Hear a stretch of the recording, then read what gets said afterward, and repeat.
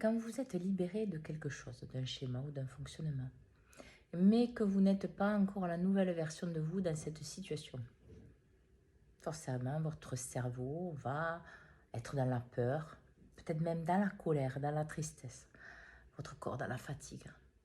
Parce qu'en fait, votre cerveau est habitué à cet ancien fonctionnement que vous allez libérer. Et lui, il lui faut le temps de hanter les choses, le temps de faire les choses.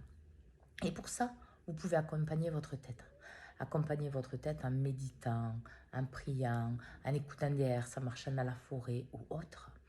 Mais vous pouvez aussi le faire en faisant des phrases positives qui vous aident à enclencher le changement de votre fonctionnement plus profondément, mais aussi avoir cette étape comme un moment d'adaptation à la nouvelle version que vous êtes. C'est-à-dire qu'en fait, c'est comme un entraînement.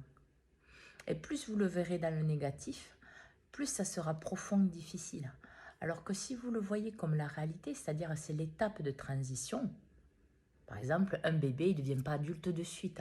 Ben là, c'est un peu pareil dans votre conscience. Il faut laisser à votre cerveau le temps de le maturer. Mais cette maturation dépend du travail que vous faites et de votre conscience. Alors, bonne écoute de vous et bonne journée.